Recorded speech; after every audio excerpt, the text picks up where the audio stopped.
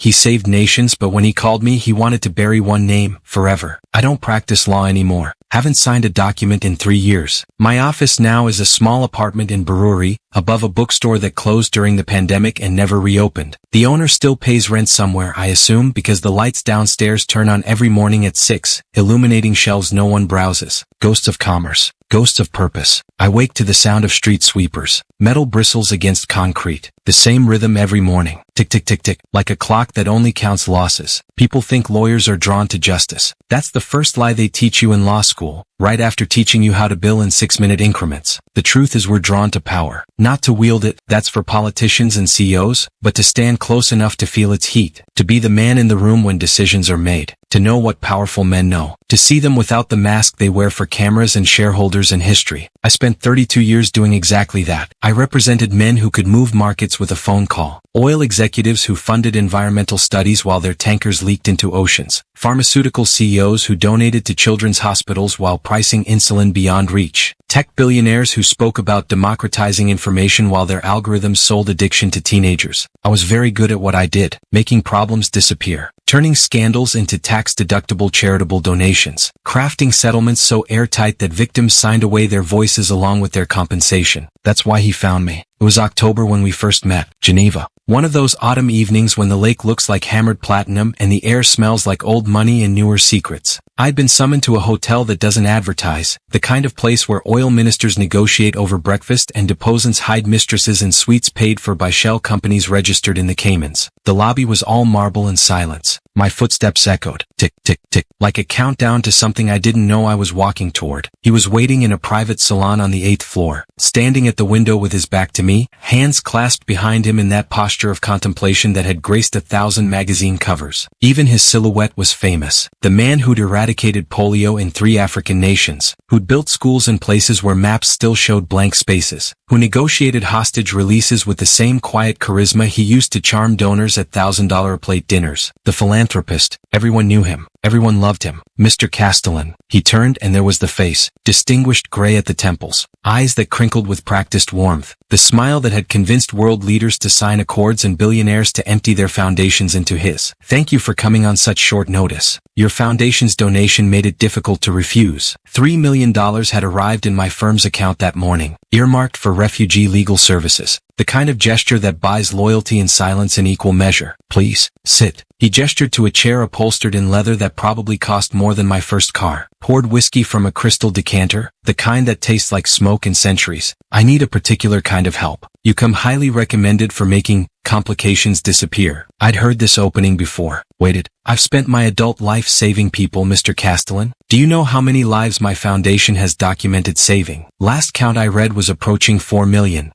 4,200,063. He said it like a score, like evidence presented to a jury. Every vaccination, every well dug, every mother who didn't die in childbirth because we brought doctors where governments wouldn't. Every child who didn't starve because we negotiated food corridors through war zones. Outside, rain began to fall, soft at first, then harder, drumming against glass like fingers trying to get in. That's extraordinary work, I said. It's mathematics. He sat across from me, the whiskey untouched between us. Money multiplied by will equals lives. Simple equation. But mathematics has a problem, Mr. Castellan. It's absolute. It doesn't forgive. 4 million lives saved. Long pause. And one life I need you to hide. The rain was steady now, filling the silence between us. Who? I asked. Not yet. He leaned forward. First, tell me, if a man saves 4 million lives but destroys one, what is he? Still a hero to 4 million people. And to the one? I didn't answer. Exactly. He slid a folder across the table. Thin. Maybe 8 pages. Inside is everything you need to make someone disappear. Legally, financially, historically. I don't want them hurt. I don't want them dead. I want them to become a question no one can answer. A name that leads nowhere. I opened the folder. Saw a photograph. Don't look yet, he said quickly. First, the terms. $5 million.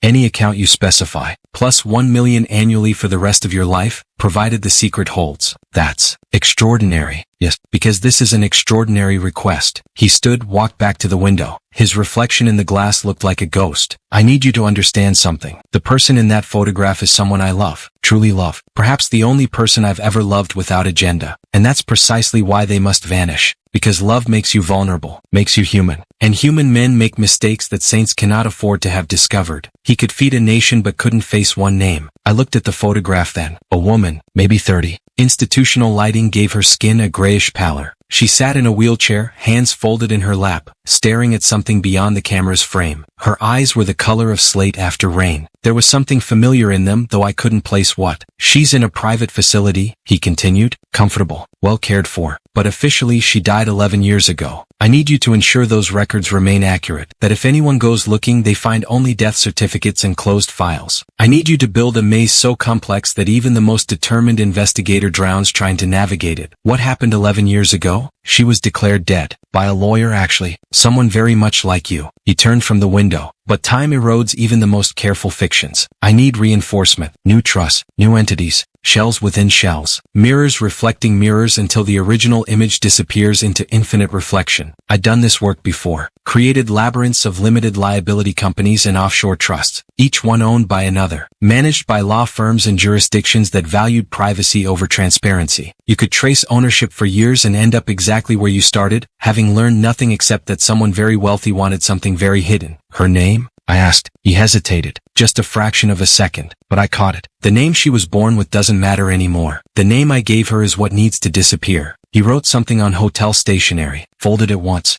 slid it across without meeting my eyes. I unfolded it. Read 2 words in elegant script. My breath caught. I'd seen this name before, recently, in my own firm's archives. Estate planning for a minor. Guardianship transfers. The kind of routine paperwork junior associates process while senior partners focus on bigger cases. This is. I know what it is, he interrupted. That's why I need you specifically, because your firm has history with this file, which means you have motive to ensure it stays buried. Not just for me, for you. He was right. If the girl had been declared dead under paperwork my firm processed, any evidence she was alive opened us to massive liability, fraud at minimum, conspiracy if anyone cared to dig deeper. You're protecting me as much as yourself. I'm protecting everyone who deserves protection. The girl most of all. She's safe where she is. Loved in the way you love something broken that you cannot fix but refuse to abandon. If her existence becomes public, becomes news, she'll be destroyed, examined, turned into a symbol of my failure. Is that justice, Mr. Castellan? To destroy someone who's already been destroyed, just so the world can feel satisfied that even saints have flaws. Thunder rolled across the lake. The lights in the salon flickered once. I sat back, felt the weight of the folder in my hands. The photograph staring up at me with those slate gray eyes. Charity, like law, is just control with softer lighting. The thought arrived unbidden, but I recognized its truth. Every pro bono hour I'd billed, every reduced fee for a good cause, every time I told myself I was helping, it was all just another form of power. The power to choose who deserved saving. I'll do it, I said. He smiled. The same smile from magazine covers. The same smile that had convinced the UN Security Council to fund his malaria initiative. I knew you would, because you understand what few people do. The world doesn't run on truth. It runs on the stories we agree to believe. Right now, the world needs to believe I'm exactly who they think I am. Because if they stop believing, 4 million lives lose their champion. And one hidden girl loses her protector. He extended his hand. I shook it. His grip was firm, warm, confident. The handshake of a man who'd negotiated with warlords and won. The money transfers tomorrow. My private line is in the folder. Use it only if complications arise. Otherwise, I prefer silence. Understood. One more thing. He walked me to the door. In the hallway, a clock ticked, loud in the carpeted silence. In 6 months, there's a gala in New York. My foundation's annual fundraiser. I'd be honored if you attended.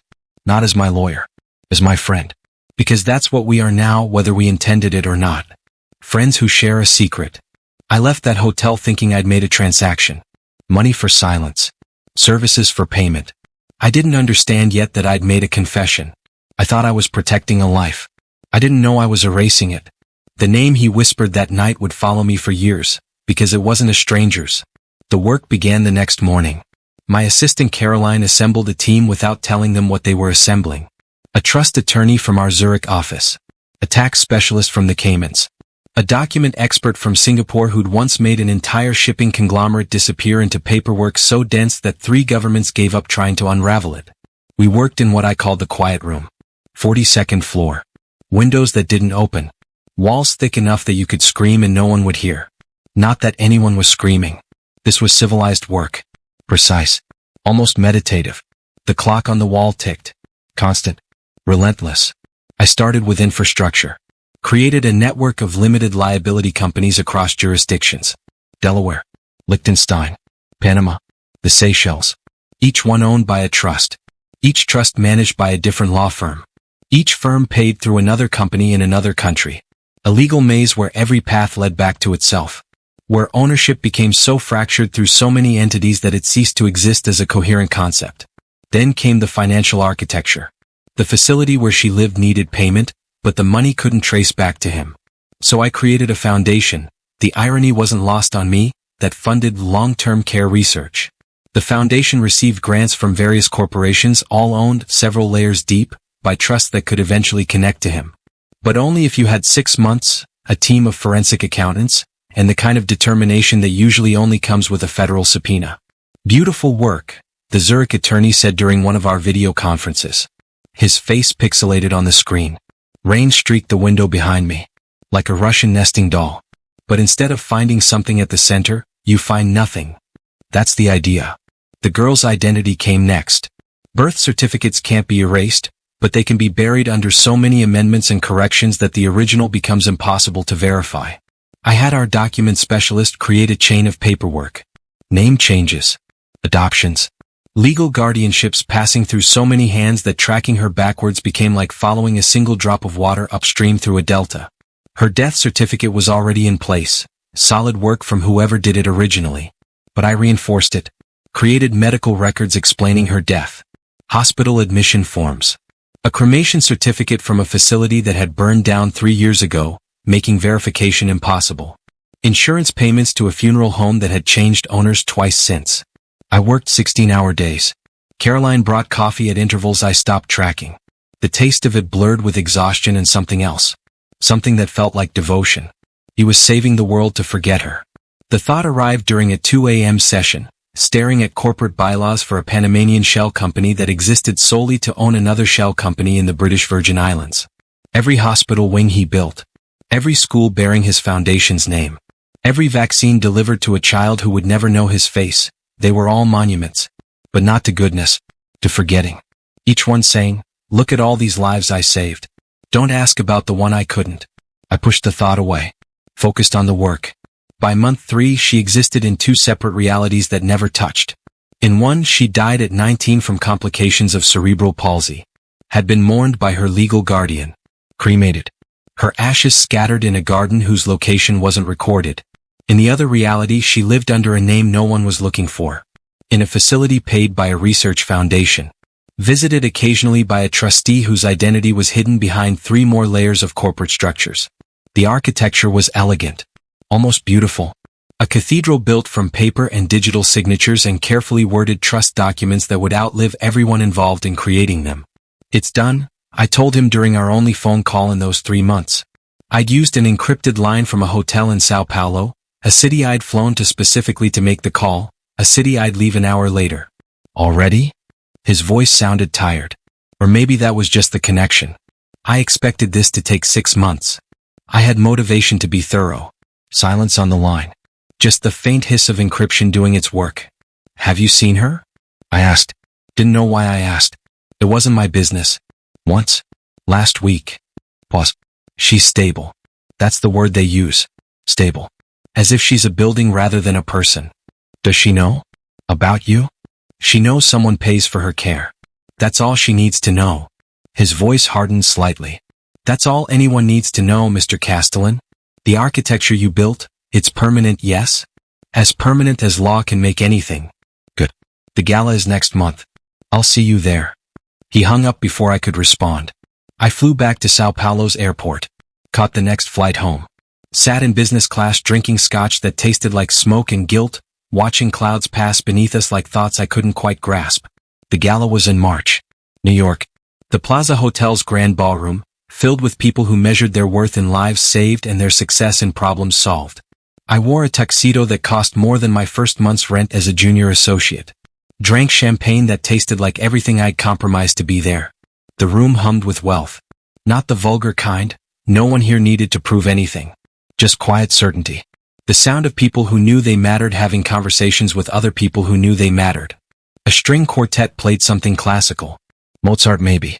The notes drifted up toward chandeliers that had witnessed a century of excess. He found me by the bar, surrounded by admirers but somehow still alone in the way powerful men are always alone. The crowd parted for him like water around a stone. Mr. Castellan. That smile. That practiced warmth. I'm so glad you made it.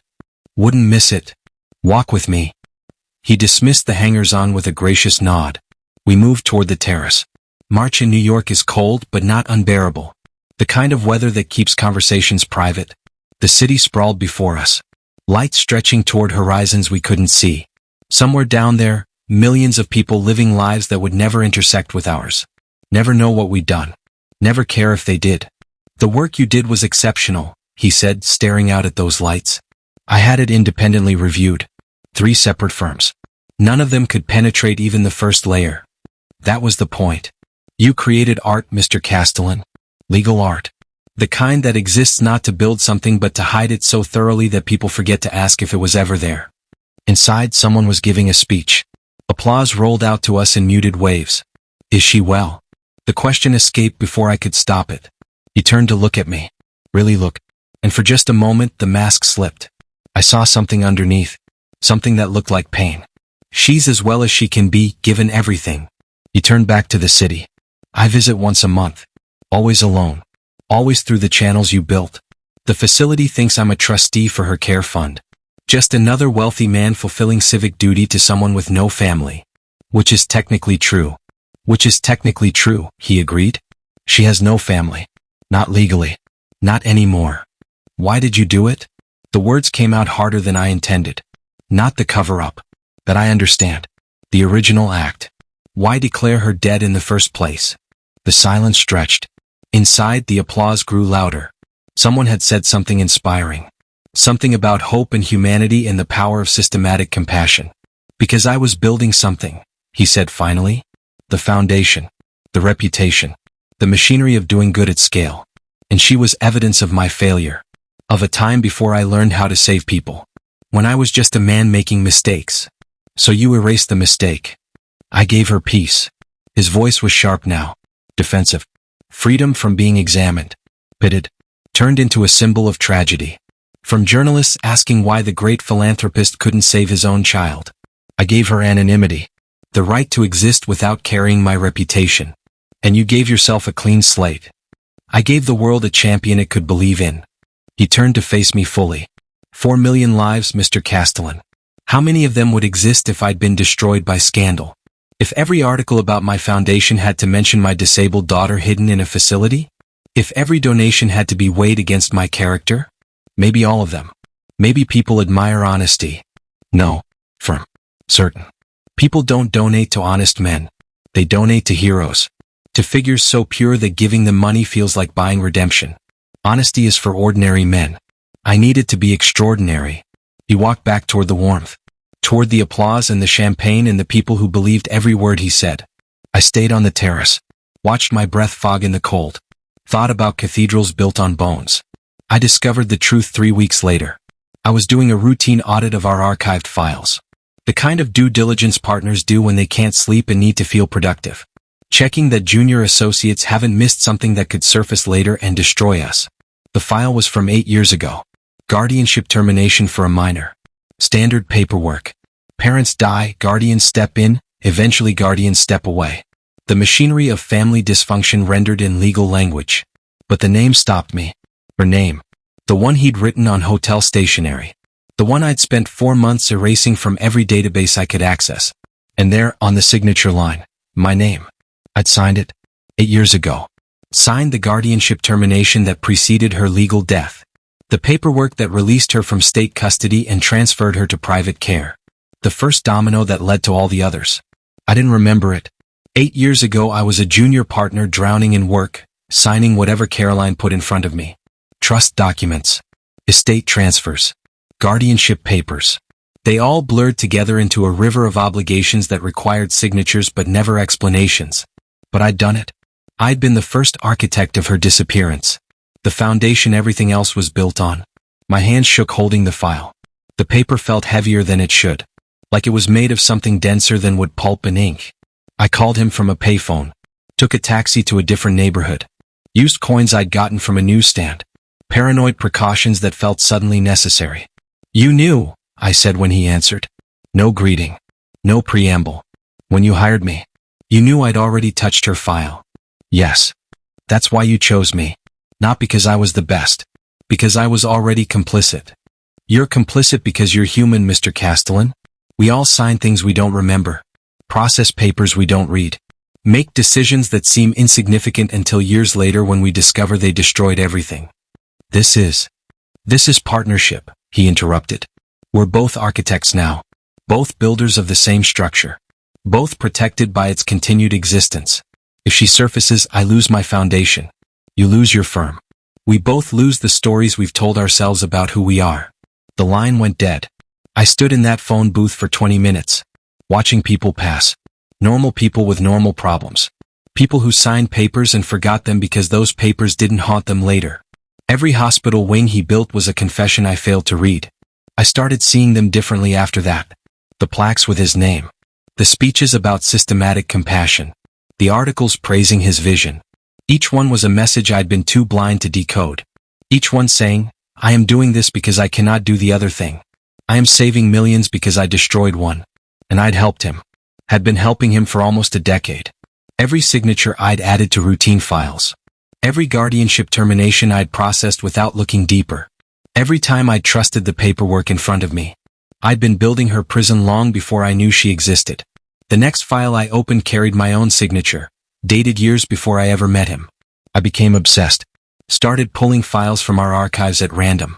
3 in the morning sessions in the document storage room. Fluorescent lights humming overhead. The smell of old paper and climate control. Looking for other cases that might have touched hers. Trying to reconstruct how she'd moved through the legal system.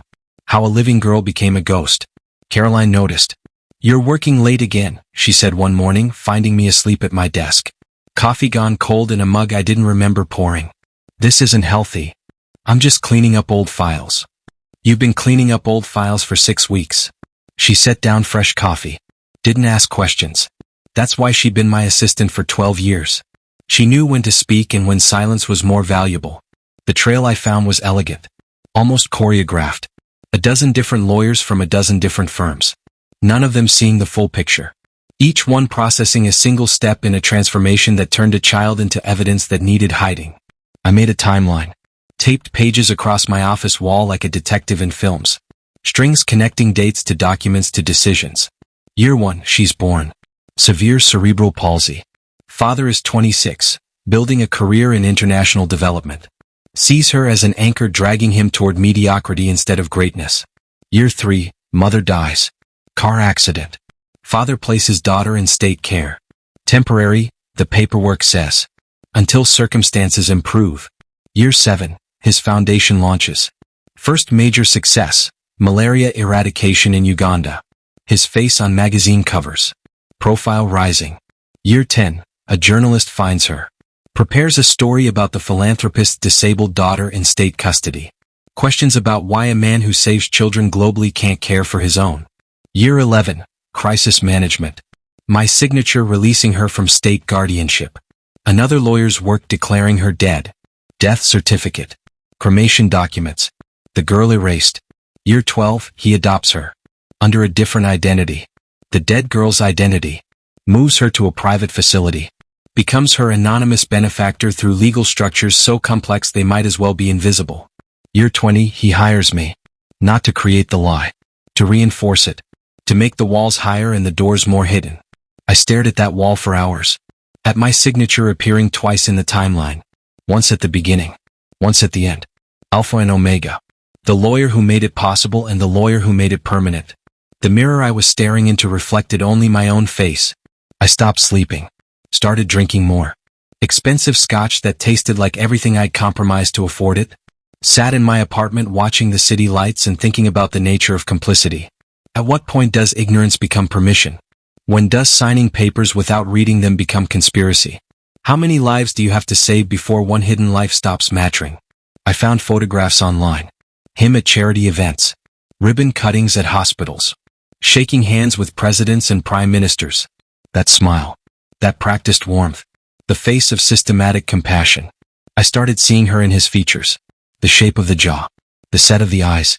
The way his mouth curved even in formal photography. She had his face. Or he had hers. Biology rendering judgment in bone structure and expression. Every measles vaccine delivered, every well dug in drought-stricken villages, every microloan to women in developing nations. They were all him trying to balance a ledger that couldn't balance. Trying to save enough daughters that the one he'd abandoned would become a rounding error. 4,200,063 lives saved. One life buried so deep she became her own ghost. The arithmetic of moral calculus rendered in vaccination records and death certificates. I tried to visit her. 6 months after I found my signature. Drove to the facility in Connecticut. Pleasant place. Could have been a private school or a wellness retreat. No signs indicating it was where wealthy people stored the parts of their lives they couldn't show cameras. I sat in the parking lot for 4 hours. Engine off. Heat fading. Watching my breath fog the windows. Watched visitors come and go. Sign in at the desk. Walk through doors that locked behind them. Emerge later looking tired and relieved in equal measure. The expression of people who'd fulfilled an obligation without having to feel it too deeply. I couldn't go in. Couldn't face her. What would I say? I'm the lawyer who signed away your existence. Twice. I'm the architect of the maze you're trapped in. I'm sorry you're evidence of your father's humanity. Instead, I drove home. Poured scotch. Sat in darkness and thought about the photographs on his desk. The one I'd seen in his apartment during our first meeting. Him crouching beside her wheelchair. Both of them smiling. Before everything got complicated. Before the world needed him to be someone incompatible with being her father. The phone rang at 3 a.m. on a Tuesday. His personal attorney. The thin man with wire-rimmed glasses I'd met at the gala. Voice tight with the kind of control people use when delivering news they've practiced saying. Mr. Castellan. I'm calling to inform you that our mutual friend passed away this evening. The room tilted. Or maybe I did. Hard to tell. How? Heart attack. During a live address at the World Economic Forum in Davos. He was mid-sentence when he collapsed. They tried to revive him but, pause. Professional composure cracking slightly. He was gone before the ambulance arrived. I sat down. Stood up. Sat down again. Poured scotch with shaking hands. The foundation? Will continue his work. That's already been arranged. His death doesn't stop anything he built. Another pause. There's the matter of the ongoing care situation. And certain documents he wanted destroyed upon his death. Can you meet me in New York tomorrow? Yes. His apartment. 8 p.m. Come alone. The line went dead. I didn't sleep. Just sat there as dawn crept across the floor. Thinking about a man collapsing in front of cameras. In front of world leaders and journalists and the machinery of his own reputation. His heart giving out while his mouth was still forming words about saving people. The irony was too perfect. Too cruel. A man who'd saved millions of lives couldn't save his own. The funeral was 3 days later. Global news. World leaders sent condolences. The UN flew flags at half-mast. 3 African nations declared days of mourning. His foundation announced the work would continue. That his death wouldn't stop the mission. I attended the New York memorial service. St. Patrick's Cathedral. Packed with everyone he'd ever saved or impressed or charmed into giving money. The speeches were predictable. The adjectives flowed. Visionary, compassionate, tireless, selfless. Saint. That word kept appearing. Saint. As if he'd transcended humanity entirely. As if he'd never made mistakes or signed papers that destroyed lives or hidden daughters because their existence complicated his narrative. No one mentioned her. No one asked why a man so devoted to children in the abstract had never spoken about his own. No one questioned the hole in his biography where family should have been. After the service, the attorney found me. Led me to a side chapel where candles flickered in red glass. You're aware of the ongoing care situation, he said. Not a question. Yes. The trust you created are self-sustaining. She'll be cared for indefinitely. But there's the matter of the physical documents. The original files connecting her to him. He wanted them destroyed upon his death. Where are they? His apartment. I have them secured. He produced a key. Tonight. 8 p.m. You're the only person who understands the full architecture. He wanted you to witness their destruction. The apartment was exactly as I remembered. Penthouse overlooking Central Park. Floor-to-ceiling windows. Art that belonged in museums. Books organized by subject and then by color within subject. The study was darker than the rest. Wood-paneled. A desk that might have belonged to a president. And there, in the center of that desk, a silver-framed photograph. Maybe 5 years old. Sitting in her wheelchair. Wearing a dress someone had chosen carefully. And beside her, crouching to be at eye level, smiling with genuine joy, him. Young. Maybe 30. Before the foundation consumed him. Before charity became identity. It was the only photograph in the entire apartment that showed him smiling like that. The only evidence he'd ever been just a man. Just a father. Before he became something capital letter important. He kept this, I said. On his desk. Always. The attorney opened his briefcase. Inside were maybe 40 documents. Birth certificates. Medical records. Custody agreements. DNA test confirming paternity. Adoption papers filed under her dead identity. He looked at it every day while planning campaigns to save strangers. While designing systematic approaches to suffering he'd never witnessed personally. He loved her. Yes. The attorney's voice was soft. Almost sad. That's why he did all of it. Not despite loving her. Because of it. I understood then. Finally. Completely. He hadn't hidden her to forget her. He'd hidden her to preserve her. To create a space where she could exist without being examined. Without being turned into a symbol of his failure or a weapon against his success. Without carrying the weight of his reputation or being destroyed by his enemies or photographed through facility windows by journalists hungry for contradiction. He'd saved the world to earn the right to hide her. Every life rescued was proof that he deserved privacy. That questioning him meant risking the work. That destroying him meant killing the foundation that millions depended on. He'd made himself too important to fail. Too valuable to scrutinize. Too necessary to challenge. The perfect defense built from systematic good. What do you want to do? The attorney asked. With the documents. With the truth. I looked at the photograph. Father and daughter frozen in a moment before everything got impossible. Before love became incompatible with legacy. Before he learned that you could save millions or acknowledge one but not both. For the first time I could tell the truth and destroy everything he ever built. The documents in front of me were proof. Absolute proof. That the great philanthropist had abandoned his disabled daughter. Declared her legally dead while she still breathed. Spent decades building a public image incompatible with private truth. I could leak it. Send copies to journalists. Let the world know their saint was human. Watch the foundation collapse under investigation. See his name stripped from buildings. His legacy revised from savior to fraud. 4,200,063 lives saved. One life hidden. The truth finally told. I could burn it. Let the lie survive. Protect the foundation he built and the millions who depended on it.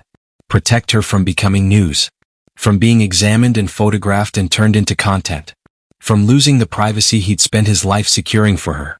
The attorney watched me. Said nothing. This was my decision. My signature on the files. My complicity. My choice. Outside the city hummed. Millions of people living lives that would never know what I decided in this moment. Never care what I chose or why. I picked up the first document. His handwriting on the adoption papers. Careful. Precise. The penmanship of a man who understood that what he was doing mattered. That this signature would echo through decades. Burn them, I said. The attorney nodded. Walked to the fireplace. One by one he fed documents to flames. I watched paper curl and blacken. Watched ink fade to ash. Watched evidence become smoke that rose up the chimney and dispersed into New York air where it couldn't hurt anyone. The photograph he left on the desk. That one stays, he said. The will specifies it goes to her. When she dies, if she outlives the foundation, everything reverts to her estate. This photograph. So she knows at the end that someone kept her image where they could see it every day. Will she understand? Does it matter? He closed the briefcase, now empty except for ash on his fingers. Understanding isn't the same as knowing. She'll know she was seen. Maybe that's enough. I left New York that night. Last train back. Sat by the window watching darkness swallow stations and towns and the spaces between them. Thinking about the choice I'd made. Not for him. Not even for her. For myself. Because I couldn't face what truth would do. Couldn't watch the foundation collapse and know I'd destroyed the only good that came from all the bad we'd done. Couldn't admit that I'd spent a decade building a prison and called it protection. Couldn't look in the mirror and see anything except the architect of someone else's disappearance. So I chose silence. Chose preservation. Chose the lie that saved millions over the truth that would destroy everything. And became, finally, exactly what I'd always been. A lawyer who made problems disappear by disappearing himself beside them. The months after were strange. Empty. Like living in a room where furniture used to be and you keep walking into the spaces where things were. The foundation continued its work. His name remained on buildings. Schools in Kenya still taught children to read under roofs bearing his inscription. Hospitals in Bangladesh still delivered babies in wings dedicated to his memory. Wells in Tanzania still pumped water paid for by trusts he'd established. 4,200,063 lives. Still saved. Still living. Still breathing because a man who couldn't face his own daughter had faced every other form of suffering with systematic precision. The mathematics held. Even in death. I tried to return to normal work. Handled a few estate settlements. Reviewed contracts for clients who thought lawyers existed to make their problems smaller. Billed hours. Attended partner meetings. Pretended the world made sense in the way it used to. But at night, alone in my apartment, I'd take out the photograph. Not the one from his desk, that went to her as specified. But I'd kept a copy.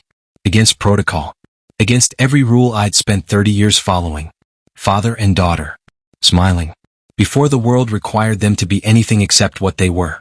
I studied it for hours. Searching for the moment when love became abandonment. When protection became prison. When doing good at scale required doing bad in private. Never found it. The photograph didn't reveal timelines. Just two people caught in afternoon light, happy in a way that suggested they didn't know yet what happiness would cost. The letter arrived 4 months after his death. Hand-delivered by courier. No return address. Sealed with wax, an affectation that felt deliberate. Inside, a single page in handwriting that shook and wavered, as if written by someone whose hands didn't quite obey. I know my father is dead. They told me 3 weeks ago. They said I should be sad, but I don't remember him clearly enough to know what sad should feel like. Just impressions. Warm hands. A voice that sang songs I can't recall the words to. Someone who smelled like coffee and old books. The lawyer who visited, not you, someone else, said my father left me money. That I'll be taken care of forever. That I never have to worry about anything. But I want to worry. I want to be someone who has things to worry about. Someone real enough to matter to themselves. They gave me a name when I was born. Then they took it away when I was 19. Then they gave me another name that wasn't mine. Now they tell me I can choose. I choose his. The surname. I want to carry something of his that isn't hidden. I want people to see it and think of hospitals and schools and all the good he did. I want to be connected to that even if no one knows I exist. Tell him I forgive him. If you see him wherever people go after. Tell him I understand why he chose between me and the world. Tell him the world needed him more than I did. Tell him I would have chosen the same thing. The signature took up 3 lines. Careful. Practiced. Years of physical therapy rendered in ink. His surname written in letters that suggested immense effort and even more determination. She'd signed herself back into existence. Not with the name he'd given her or the name I'd buried. With his name. The famous one. The one that opened doors and commanded stages and appeared on plaques across 4 continents. She'd claimed him. Publicly. In the only way that mattered. I read that letter 17 times. Then I folded it carefully and placed it in my safe beside the photograph and the last document I'd kept from the fire, the DNA test confirming paternity. Evidence I should have destroyed. Evidence I kept because some part of me knew the story wasn't over. I didn't respond. Didn't know how. What do you say to someone you've erased? What words bridge the distance between architect and prisoner? Between the man who buried you and the woman who somehow forgave the burial? Instead, I did what I do. Processed papers. Created a new identity for her. Legal this time. Everything above board. Filed for a formal name change using the trusts as funding mechanism. Made her legally his heir, though the estate was so tangled in foundation assets that heir was more symbolic than financial. I gave her back existence. Made her real in databases and government systems. Let her surface just enough to be a person with rights and documentation and a legal claim to her own name. But I kept her invisible where it mattered. No press releases. No public acknowledgement. No journalists discovering the philanthropist's secret daughter rising from legal death. Just quiet paperwork processed through channels that didn't ask questions. Creating a person who could exist without being news. Took 8 months. 8 months of careful sequencing. Documents filed in order that created a narrative. Woman emerging from long-term care after traumatic injury. Memory issues explaining gaps in history. Medical privacy laws protecting details that might otherwise trigger investigation. By the time I finished, she existed. Not loudly. Not visibly. But legally, financially, officially, she was real. A person who could sign documents, receive mail, theoretically walk out of the facility, though we both knew she wouldn't. Couldn't. Her disabilities weren't legal fictions to be erased with paperwork. But she had choice now. Agency. The right to be known. That's what I told myself. What let me sleep again. I'd given back what I'd taken. Restored what I'd destroyed. Balanced the ledger as much as ledgers like this can balance. I never met her. Never spoke to her. Never confirmed whether she knew I was the one who'd done both things, buried her and resurrected her. Preferred to remain what I'd always been, invisible machinery. The ghost in the system making other people's lives possible while staying carefully out of their stories. The years passed. I handled other cases, though none haunted me the same way. Watched the foundation expand into climate work and refugee resettlement and pandemic preparedness. Watched his name stay pristine. His legacy secure. His place in history as uncomplicated savior, footnote-free. I watched myself age. Hair going gray at the temples like his had been. Lines appearing around my eyes from years of reading documents in fluorescent light. Hands developing the slight tremor that comes from too much coffee and too little sleep and too many signatures on papers that changed lives in ways I didn't understand until too late. I retired at 57. Early by partnership standards. But I was tired. Tired of building architecture. Tired of making problems dissolve. Tired of looking in mirrors and seeing a man I didn't recognize wearing a face I'd had my entire life. Moved to this apartment in Brewery, above the closed bookstore, where the street sweepers trace their patterns every morning and the coffee shop knows my order but never asks my name. Where I can sit and watch the world turn without being part of its machinery. The news came 6 years after his death. Not news exactly. Just a letter from the facility. Professional. Regretful. The kind of letter institutions send when their purpose ends. We regret to inform you that Ms., his surname, passed away peacefully on the evening of November 3rd, pneumonia. Her condition deteriorated rapidly despite best efforts. She was surrounded by staff who had cared for her for many years. She did not suffer. Per her wishes, she has been interred at Cemetery Name, in Connecticut. The trust you established covers perpetual maintenance of the grave site. A simple marker has been placed bearing her chosen name. Among her personal effects was a photograph and a letter addressed to the lawyer. We are forwarding both to the trust's administrative address as specified in your original documents. Thank you for your years of ensuring her care and dignity. The photograph arrived 2 days later. The one from his desk. Father and daughter. Smiling. She'd kept it beside her bed, the letter explained. Looked at it every day the same way he had. 2 people separated by life and law and the machinery of reputation, both keeping the same image close. Both remembering a moment before everything got complicated. And with it, another letter. Shorter this time. Handwriting weaker. I'm told I don't have much time. The doctors use careful words, but I understand what they mean. I wanted you to know that I figured it out. Who you were. What you did. Both times. I'm not angry. I think I should be, but I'm not. You were just doing what powerful men always need done. Making problems disappear so they can keep being powerful. My father saved millions of people. I know that. I'm proud of that. Even if it meant I had to stop existing for it to be possible. Maybe that's what love looks like sometimes. Disappearing so someone else can be everything they need to be. I hope you find whatever it is lawyers find when they stop building walls. I hope it's quieter than what I imagine your life has been. Thank you for giving me his name. For letting me be connected to all that good even if no one knew. I existed. That's enough. Her signature. Shaky now. But still his surname. Still claiming connection to legacy and love and all the complicated space between. I sat with that letter for hours. Days. Weeks. Read it until I could recite it. Until the words stopped making sense individually and became just a sound. Just evidence that someone had seen me clearly and forgiven me anyway. I still handle paper. Bills and bank statements and the occasional consultation for former clients who don't know I'm retired. But never justice. Never law.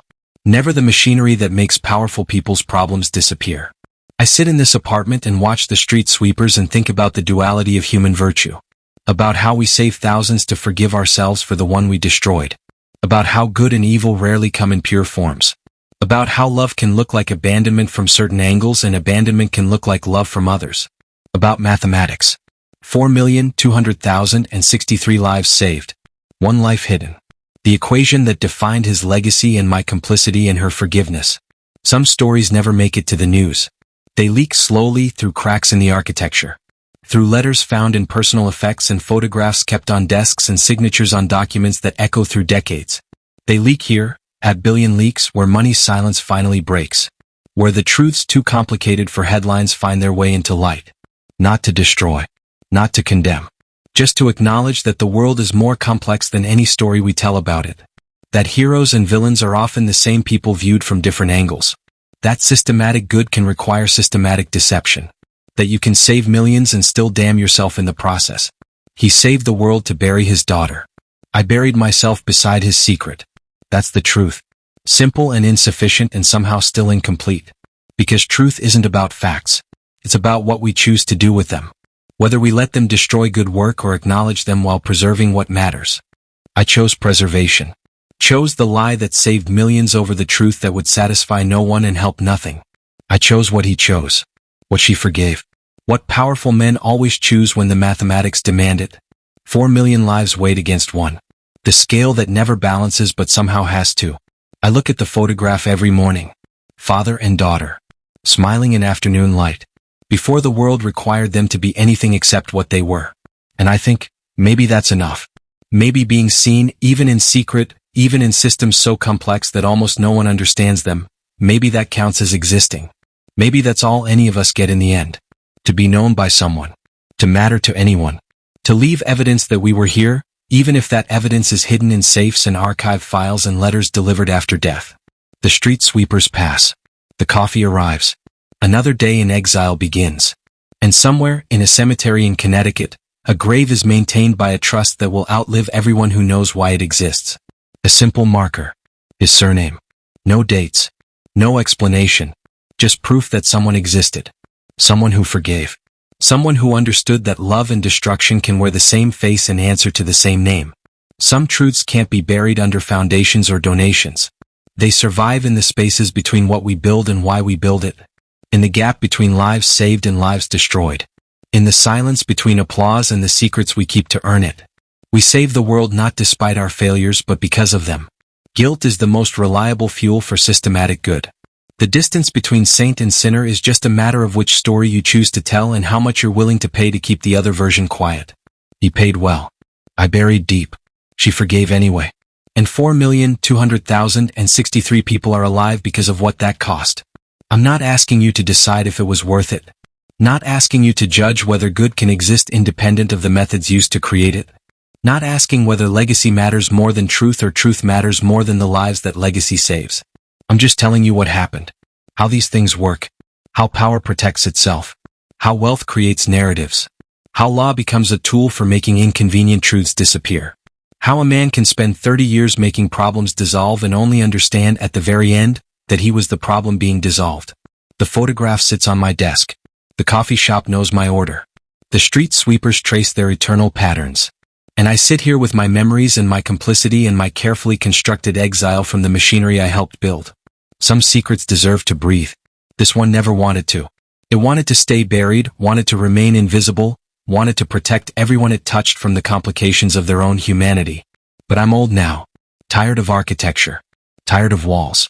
Tired of watching street sweepers trace patterns that go nowhere while I trace patterns in my own mind that lead only back to that hotel in Geneva where I shook hands with a saint and agreed to help him hide his daughter from the world that needed him to be perfect. So here it is. The story of a philanthropist who saved thousands. Of a daughter who forgave him. Of a lawyer who built their shared invisibility and lived to question whether he should have. Not a confession. Not an accusation. Just a leak. One more secret that money couldn't keep silent forever. One more truth proving that we save the world to forget the one person we couldn't save. That charity begins at home but sometimes has to end there too. That the mathematics of morality never actually balance, we just stop counting when the numbers get too painful to witness. He saved nations. But when he called me he wanted to bury one name, forever. I buried it. Then I dug it up. Then I watched time bury it again, naturally this time, the way it buries everything eventually. What's left is this memory, testimony. The last confession of a man who built cathedrals from lies and called it protection. The last admission that sometimes love requires disappearance. That sometimes doing good requires doing terrible things. That sometimes the only way to save millions is to sacrifice one. He saved the world to bury his daughter. I buried myself beside his secret. And she forgave us both for reasons I'll never fully understand. That's the leak. That's the truth. That's what billion leaks exist to tell. The stories money tried to erase, the secrets power tried to keep, the complicated human mathematics that never appear in press releases or on plaques or in the histories written by winners. The street sweepers pass again. The pattern continues. The world turns. And I sit here with a photograph of two people smiling before they knew what smiling would cost them. Before the world demanded perfection and got something human instead. Before I helped hide that humanity and spent the rest of my life wondering if I saved something or destroyed it. The coffee is cold now. The sun is rising. Another day of exile and memory and the quiet mathematics of complicity. Some secrets deserve to breathe. I hope this one breathes gently. I hope it finds you the way it found me, not as judgment but as testimony. As proof that we're all building something. And we're all burying something. And sometimes they're the same thing viewed from different distances. He saved thousands. But he paid me to hide one. And I did. And she forgave. And 4,200,063 people are still alive because of what that forgiveness cost. Do the math yourself. I'm done counting.